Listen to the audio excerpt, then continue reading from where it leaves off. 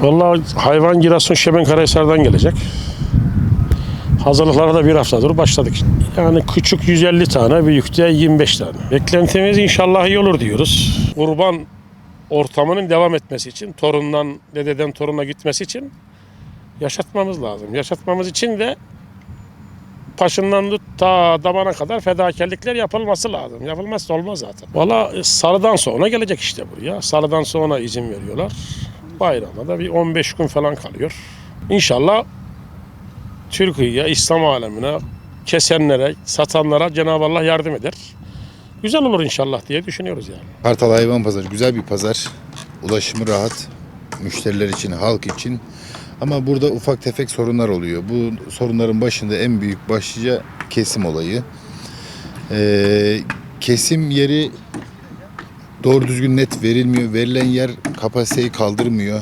Çünkü ulaşım çok rahat olduğu için trenle, minibüsle her yerden geliyorlar buraya. İnsanlar istiyor ki haliyle kurbanımı kestim, poşetimi aldım, evime gideyim, rahatıma bakayım. Ama hayvan satışı güzel fakat kesimde sıkıntı yaşadığı için özellikle mesela geçen sene kesim yeri verilmedi burada insanlara.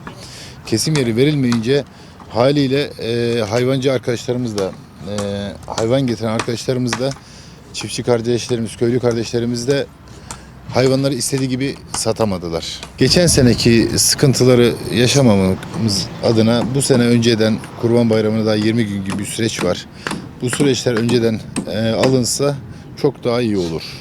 Şimdi çok hayvan getirenler bir şekilde yer tutup yapabiliyorlar. Ama az getirenler hepsi yapamıyorlar bunu. Bu sefer bu insanlar mağdur oluyor. Çadır kurulumuyla uğraşıyoruz şu an. 2 gündür çadır kuruyoruz. İnşallah nasipse bugün biter.